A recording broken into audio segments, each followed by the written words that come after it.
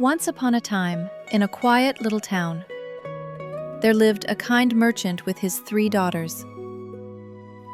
The 2 eldest were proud and complained often. But the youngest, Belle, was gentle and kind. Every morning, Belle helped her father and sang as she worked. Good morning, Father. Shall I help you pack for your trip? Yes, my dear. I'm going to the city to see if my ship has returned. If it has, maybe we'll be rich again.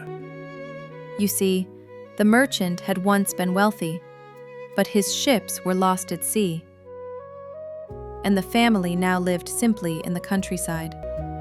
Oh, I miss my fine dresses and grand parties. And I hate this hard work. Sisters, we still have each other. That's worth more than riches. Her sisters frowned, but her father smiled proudly. Before leaving, he asked, What shall I bring you from the city? A shiny necklace. A silk dress. And you, Belle? I only wish for your safe return, Father. But if you wish to bring me something, a single red rose. He kissed her forehead and promised, I shall bring you the loveliest rose in the world.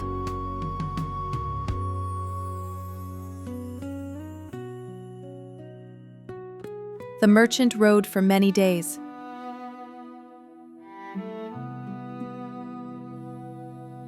But when he reached the city, he learned his ships were truly gone. He had lost everything once more. Sad and tired, he began his long journey home through a dark forest. The wind howled, rain poured, and the road vanished beneath the storm. I must find shelter before I freeze. Just then, he saw a faint light between the trees, a grand castle. He hurried to the gate. It opened by itself, and inside was warmth and light.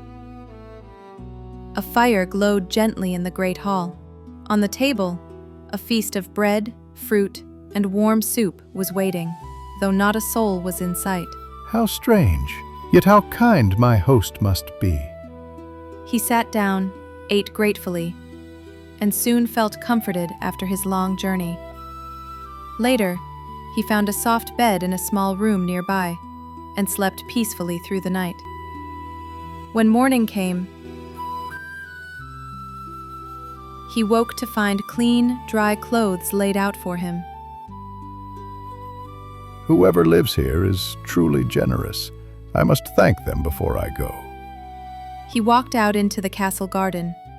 There, among sparkling fountains, he saw hundreds of red roses glowing like rubies in the sun. Remembering Belle's wish, he smiled softly. For my dear Belle, she wished for nothing but this. He bent down and plucked one perfect red rose. Suddenly, thunder roared, and a loud, angry voice shook the air. How dare you steal from my garden? The merchant turned in fright. Out of the shadows came a great beast, tall and fierce, with eyes that burned bright. Forgive me, I only wished to bring a rose to my daughter. You shall pay for your theft with your life, unless one of your daughters comes to take your place. I promise, my lord. The beast stepped back into the shadows. The frightened merchant mounted his horse and hurried home through the forest, clutching the red rose tightly in his hand. When he finally reached his cottage, his daughters ran to greet him. Father, did you bring my necklace? And my gown? My dear girls, I bring no riches, no fine clothes. Our ship was lost again. I have nothing left, except... He took out the red rose and handed it to Belle. Oh, Father, it's the most beautiful rose I've ever seen. Thank you. But her father sighed deeply and told them everything: the grand castle, the empty halls, and the terrifying beast who had appeared when he picked the rose. The beast said one of you must go and live with him, or I must return and face death. Oh, you should never have touched that rose. Why would Belle ask for such a thing? It's her fault. No, sisters, do not blame Father. I asked for the rose. I will go to the beast's castle. No, my dear Belle, I cannot let you do that. Father, you've done so much for us. Let me do this for you. Perhaps the beast is not as cruel as he seems. Her father's eyes filled with tears, and even her sisters grew silent, ashamed of their harsh words.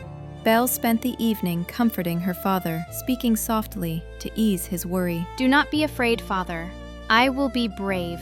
The next morning, Belle packed a small bag and kissed her father and sisters goodbye. The forest was quiet as they rode together toward the castle. When they reached the tall gates, Belle smiled gently and said, Let me go in first. I'm not afraid. The huge gates opened by themselves, slowly, silently, as if the castle already knew she was coming. Stay close to me, my child. The beast may be near. They stepped inside. The grand hall shimmered with golden lamps and fine carpets. A warm fire glowed in the fireplace, and a table was set with plates of delicious food. Yet the air was still. Not a single sound or voice could be heard. Father, who lives here? It feels so quiet. I do not know, my dear, but whoever it is must be powerful. Then, from the shadows, a deep voice echoed through the hall. Welcome, merchant. Have you come to keep your promise? The merchant bowed low. My lord, forgive me. My daughter wished to come in my place. I beg you, do not harm her. I do not wish to harm her. Let her stay here, and you may go free. Belle took a deep breath, stepped forward, and bowed politely. My Lord Beast, thank you for sparing my father. I will stay in your castle as I promised. You are very brave. Tonight you shall dine with me. After that, your father may return home. The beast turned to the merchant and handed him a small chest filled with gold. Take this, so your family will not suffer again. But remember, Belle must stay. My dear Belle, I cannot leave you here. Do not worry, Father. He has shown mercy. I believe he means no harm. Her father's eyes filled with tears. He hugged her tightly and whispered, My sweet Belle, may your kindness protect you. Belle smiled, trying to be brave, and watched as her father rode away through the mist. The beast stood silently beside her for a moment, then said quietly, Come, Belle. I will show you your room. They walked through long halls filled with mirrors and paintings. At last, the beast opened a door to a beautiful room filled with books, flowers, and fine clothes. Candlelight flickered softly, making everything glow warm and gentle. This will be your room. Rest now. You will dine with me tonight. Belle bowed politely and nodded. When the beast left, she looked around in wonder. Though the castle was strange and silent, something about it felt kind, almost alive, as if it was waiting for her to stay. Days passed quietly in the grand castle.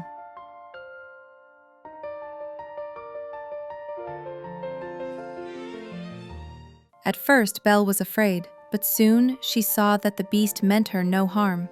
He gave her books to read, lovely clothes to wear, and allowed her to walk freely through the garden filled with red roses. It's so peaceful here. He may look frightening, but his heart feels gentle. Every evening, when the golden lamps were lit, the beast joined Belle for dinner. Though his voice was deep and rough, his words were kind. Do you find this castle lonely, Belle? Sometimes, but you make it feel less lonely. The beast seemed surprised, and for the first time, a small smile touched his face. He loved to listen when Belle spoke about her dreams and her family. I miss my father, but reading helps me feel close to him. And your garden? It's full of roses just like the one he brought me. I am glad they make you happy. As the days turned to weeks, Belle began to see beyond his appearance. She saw kindness in the way he spoke, patience in his silence, and sadness in his eyes. Belle, do you think I am very ugly?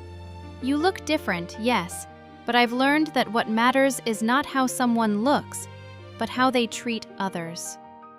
The beast's eyes softened. Each night before leaving, he asked the same question, his voice hopeful but shy. Belle, will you marry me? I'm sorry, not yet. The beast never grew angry. He only bowed his head and said, "Good night, Belle." And every time he walked away, Belle felt a quiet ache in her heart, though she didn't yet know why. One quiet morning, Belle sat in her room at the castle. On her table stood a tall, silver-framed mirror, a gift from the beast. It was no ordinary mirror, for it could show anything she wished to see. When Belle looked into it, she gasped. Inside, she saw her father lying in bed, pale and weak, calling her name. Oh no, father is ill. I must see him. That evening, when the beast came to dine, Belle spoke with tears in her eyes. My lord beast, please let me go home to see my father. He is sick and alone. I promise I will return. I cannot bear to be without you, Belle, but I cannot refuse your heart. Go to him. Just promise me you will come back. I give you my word, my friend. I will return in a week. The beast gave her a golden ring. When you wish to return, turn this ring on your finger and say, "Take me back to the castle." Belle thanked him softly. Her heart felt heavy as she left the castle, but the thought of her father gave her courage. When she reached home, her father was overjoyed to see her. My sweet Belle, I feared I'd never see you again. I'm here now, father. The beast was kind. He let me come. As days passed, her father grew stronger. But Belle felt a quiet sadness she couldn't explain. Each evening, she thought of the beast, his gentle eyes, his kind voice, and how lonely he must be in the great castle. One night, as she slept, Belle had a terrible dream. She saw the beast lying alone in the garden, pale and weak, calling her name in a faint whisper. Belle, you promised you would return. Belle woke with a start, her heart pounding and her eyes filled with tears. Oh no. What if he's truly in danger because I broke my promise? Without wasting a moment, Belle turned the golden ring on her finger and whispered, "Take me back to the castle." In an instant, she found herself once more in the silent halls of the beast's home, the air cold, the candles dim, and fear heavy in her heart. Belle rushed through the silent halls of the castle, calling out, Beast, where are you? No answer came. She ran into the garden, and there lay the beast, still and pale, as if asleep forever. Oh, my dear beast, what has happened to you? You didn't return when you promised. I thought you no longer cared. I wished only to see you once more before I died. No, please don't say that. You have been so kind, so gentle. I love you. As her tears fell upon his fur, a golden light began to glow around them. It grew brighter and brighter until the whole garden shone. When the light faded, the beast was gone, and in his place stood a handsome prince with kind eyes. Who are you? Where is my beast? It is I, Belle. Your love has broken the spell. An enchantress turned me into a beast long ago, and only someone who loved me from my heart could set me free. You have done that, my dear Belle. Tears of joy filled Belle's eyes. The roses bloomed bright once more, and the castle glowed with golden light. Will you stay with me, Belle? Not as a prisoner, but as my queen. Yes, with all my heart. And as they stood together in the shining garden, love filled the air, and the spell was broken forever. The next day, Belle's father arrived at the castle. When he saw his daughter standing beside the handsome prince, his eyes filled with joy. My sweet Belle, you look so happy and so loved. Yes, father. The beast was never a monster. His heart was kind and true, and now he is free. Her father stayed with them, and even her sisters came to visit. Seeing Belle's kindness, their proud hearts slowly changed, and peace returned to their family. Every morning, Belle and the prince walked together through the garden of red roses, the same roses that had brought them together. Do you remember, Belle? The rose your father picked for you? Yes. And how it led me to you. And so, the castle was never silent again. It was filled with music, laughter, and love that never faded.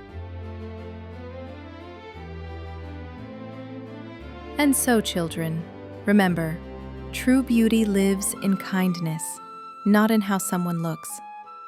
And they lived happily ever after.